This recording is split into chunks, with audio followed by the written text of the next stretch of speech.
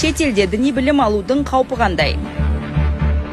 Егемендіктің алғашқы жылдарында діни сауатын ашам деген Қазақстан азаматтары жаппай шетелдегі оқу орындарына ағыла бастады. Еліміздегі жерлестеріміз араб пен таяу шығыстағы мұсылман елдеріне ағылды. Жер көріп, ой өрісіңді кеңейткен әлбетте құптарлығыз. Бірақ шекара асқандар салты мен саяси ұстанымдары басқа шет мемлекеттерде діни білім алудың көлеңкелі тұстарын ескермеді. Жалпы жат елде діни білім алудың қаупі қандай? Діни білімді қайдан алған дұрыс? Тарқатып көрейік.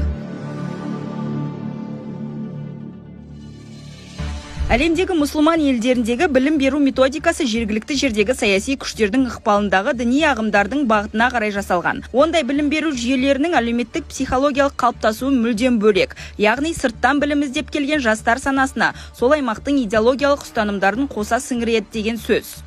Шетелде діни білім алудың жақсы жақтары да бар, және қауіпті жақтары да бар қоғамға. Неге десеңіздер, көбінесе шетелде діни оқу орындарының жақсы діни оқу орындары бар, яғни дәстүрлі діни тағылым беретін, және дәстүрсіз өзіміз Қазақстанда білетіндей таблиғул жамағат, салафизм, вахабизмнің оқу орындарда ол жақтарда көп. Сондықтан шетелде білім алатын жалпы жастардың, балалардың Қазақстаннан мүлдем діни білімсіз баруы өте қауіпті. Сол жерде ұстаздардың қайсысы дұрыс, қайсысы бұрысын білмей, қазақта айтады, осы оқыртауыққа бәрі жем дейді, сол сияқты сол жердегі діни білімнің ағын қарасын ажыратпай бүкіл діни білімді алып қаупі бар. Сол жерден 1-2 жыл діни білім алса, жастар адасып кетуіне толық қанды сол ілімнің өзі жеткілікті. Тәуелсіздіктің бастапқы кезеңде шетелден оралған кейбір жастар елімізге жат идеологияларды сіңіре бастады. Жай ғана сіңіріп қоймай, ұлттық құндылықтар, тарихымызды жоққа шығара бастады. Нәтижесінде ел ішінде діни алауыздық шығып, мемлекетіміздің тұрақтылығына кері әсерін тигізді. Жалпы Қазақстанда діни білім бізде Нұр Мүбарак Ислам Египет университеті бар, және әрбір қалада, әрбір облыстарда бізде медресе, колледждарымыз бар. Сол жерден жалпы негізгі діни фундаменталдық білім алуға болады. Енді әрине ол білім тереңдетіп алуға жеткіліксіз, бірақ дегенмен де жалпы сол жерде негізгі білімдерді алып, кейін тереңдетіп білім алам десе, шетелдерде біздің Қазақстанда меморандумға отырған оқу орындар бар. Сол жерден оқу орындарын алса болады.